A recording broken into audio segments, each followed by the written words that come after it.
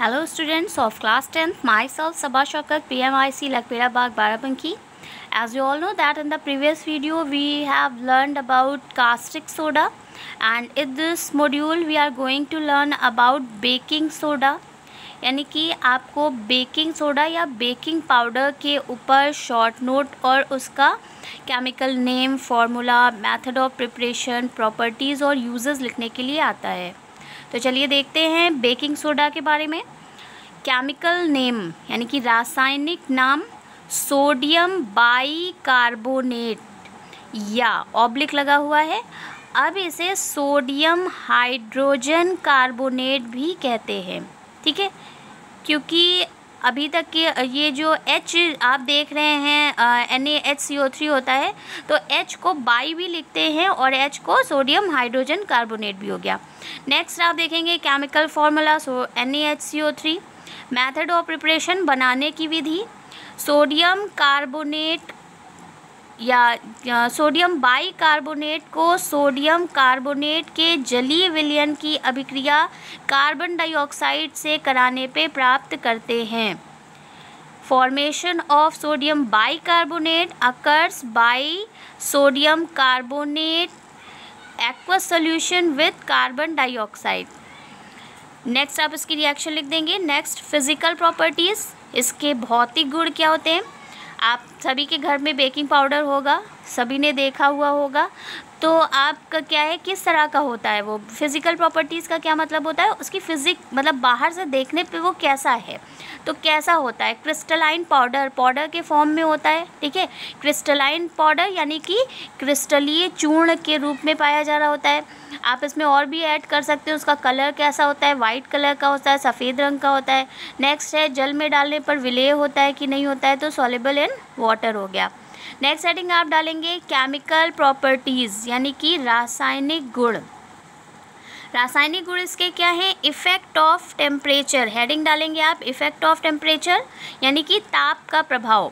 तो sodium carbonate को ताप के प्रभाव के द्वारा सोडियम बाइकार्बोनेट को ताप के प्रभाव के द्वारा सोडियम कार्बोनेट कार्बन डाइऑक्साइड एवं जल में विभक्त किया जा सकता है। या आप लिख सकते हैं by the effect of temperature sodium bicarbonate gives sodium carbonate carbon dioxide and H2O। Reaction मैंने आप लोगों से कहा है कि रिएक्शन मैं दूंगी, लेकिन बैलेंस आप लोग अपने आप करते रहेंगे, तो इस रिएक्शन को बैलेंस करना ही, और जो भी रिएक्शंस बता रही हूँ उनको बैलेंस, जो होमवर्क रहेगा वो भी, और उसके साथ जो रिएक्शन बैलेंस नहीं है उनको बैलेंस करना भी आपकी ड्यूटी है, आपका होमवर्क है। नेक्स्ट है रिएक्शन विद एसिड यानी कि अम्ल से अभिक्रिया। तो सोडियम बाइकार्बोनेट अम्ल से या HCl से अभिक्रिया करके लवण यानी कि सॉल्ट, कार्बन डाइऑक्साइड और जल बनाता है। Sodium bicarbonate react with acid to form salt, water and carbon dioxide.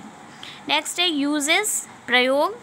देख रहे हैं आप कार्बन डाइऑक्साइड बन रही है, तो कार्बन डाइऑक्साइड हमारी एक मेन गैस होती है जो लैबोरेटरी में बहुत बार यूज़ की जाती है, कई कामों में यूज़ की जाती है। तो हम लिख देंगे for the production of carbon dioxide, carbon dioxide बनाने के लिए इसका प्रयोग करते हैं।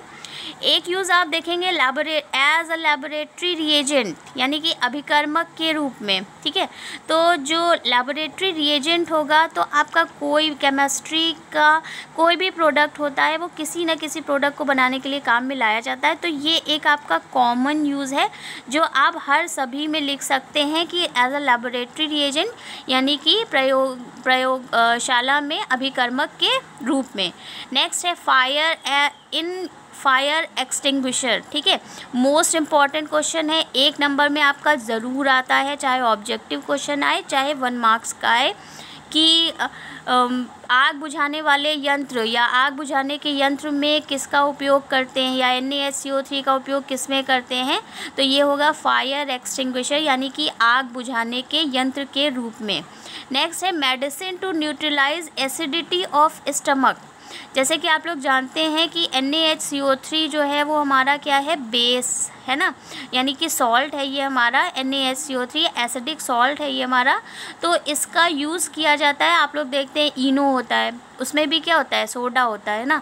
तो और जैसे किसी को एसिडिटी हो जाती है, स्टमक की कोई प्रॉब्लम हो जाती है, तो उसे क्या करते हैं, इनो देते हैं। क्यों दिया जाता है, क्योंकि वो क्या करता है कि उसकी जो स्टमक के अंदर की एसिडिटी हो गई होती है उसको क्या कर देता है, न्यूट्रलाइज कर देता है। क्योंकि NaSCO3 जो है आपका ये सॉल्ट है और ये उसको क्या कर देता है, न्यूट्रलाइज कर देता है। इसलिए इसका उपयोग किस में करते हैं, मेडिसिन में भी किया जाता है। Thank you so much. और आपका होमवर्क यही है कि आपको इसे अपनी कॉपी पे नोट करना है और जो भी रिएक्शन बैलेंस नहीं है उन्हें बैलेंस कर लेना है।